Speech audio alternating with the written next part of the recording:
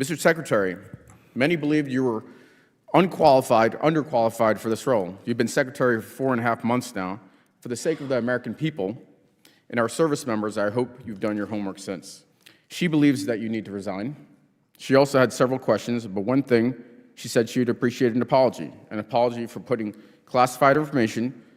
Her son couldn't even tell her where the Truman was going, but into the Houthi PC small group signal chat that risked her son's life and the mission. Mr. Secretary, yes or no, do you think you owe her an apology? Are you going to apologize to the mother or not?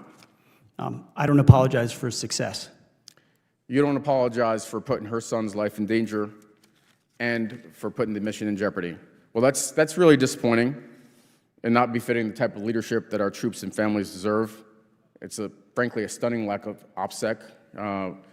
Privates are trained to do much better than that. It was reckless. And it sounds like that accountability doesn't extend as far as the Secretary of Defense. So I think you should resign. The mother says she wants you gone. Thank you, Mr. Chair. I ask unanimous consent to submit for the record an article.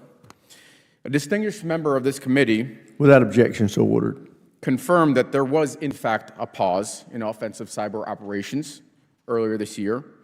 The SecDef just denied this. This committee deserves to know whether the Secretary just lied. Mr. Secretary, many believed you were underqualified for this role. You've been Secretary for 4.5 months now.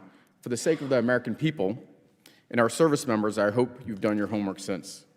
Let's talk Indo-Pacific. What year has the Navy publicly set as the benchmark for being ready to fight a war with China? Well, it needs to be right now. We know what China has said. I'm glad to hear that, but there is a publicly right set date. Well, we know it wouldn't be prudent for me in this environment to reveal when we think we're ready. That's what China has said, and we understand what they're saying. I We asked want to for be a year, capable and ready for it. not a filibuster. 2027 is the year. According to unclassified DoD assessments, how many warships does China have in its Navy today? Many and growing. 370. It's the largest Navy in the world. How many does the U.S. Navy have today? Thanks to this budget, it's increasing It's a number. I'm looking substantially. for a number. But it's just south of 300. 296, pretty close. How many ships is China expected to field by 2030?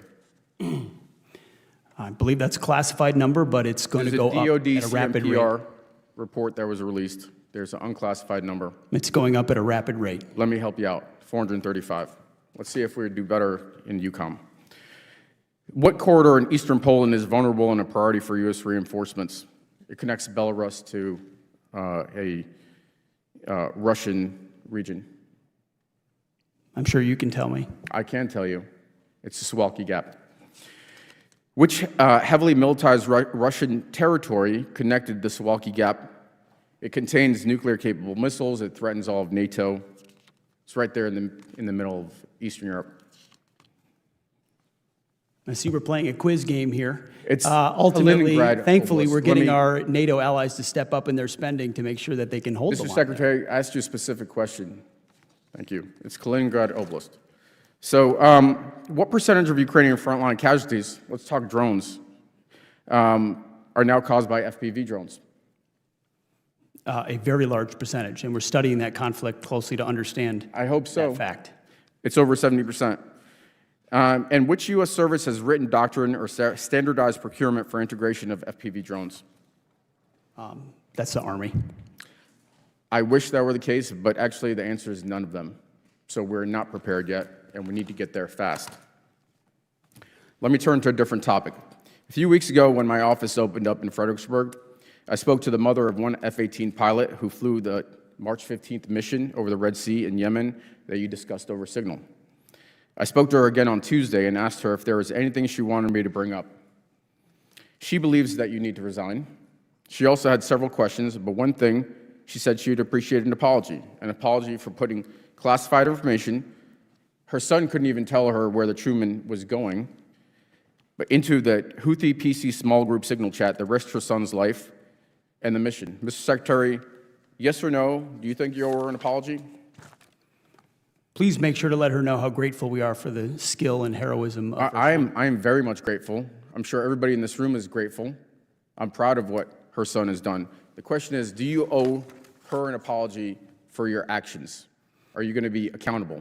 It was an incredibly successful mission. Her son did great work. They did a magnificent job. Thankfully, the Houthi campaign was successful. Secretary, I agree with you. Magnificent job. The performance of those pilots and Navy personnel, magnificent.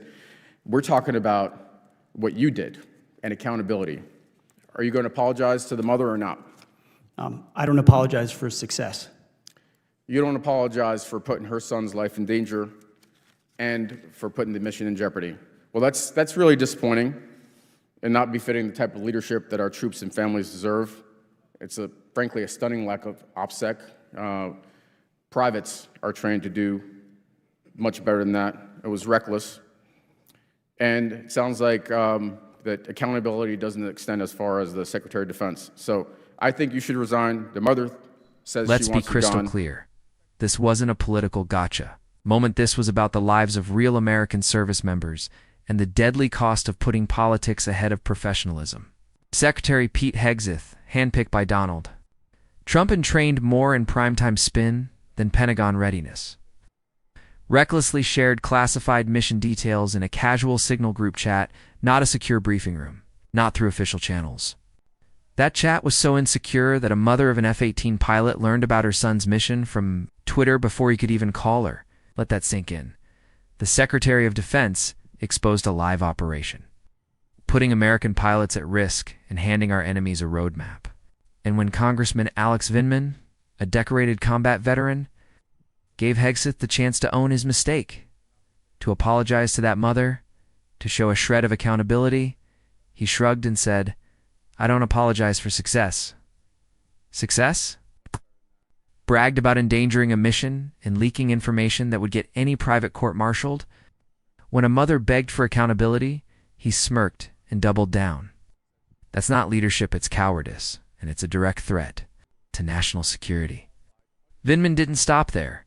He exposed that Hegseth couldn't name the Suwalki Gap, critical NATO choke point, couldn't explain our naval capacity against China, couldn't answer basic questions about drone warfare in Ukraine, and misled Congress on U.S. cyber operations earlier this year. Let's be real. He isn't running the Pentagon. He's running a PR campaign, and our troops are paying the price.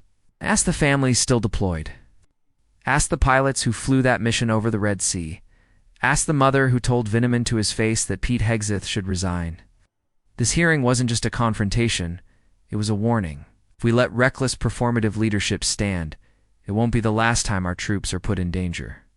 This isn't about one man. It's about a culture of impunity, a cabinet that treats our troops as props for their politics.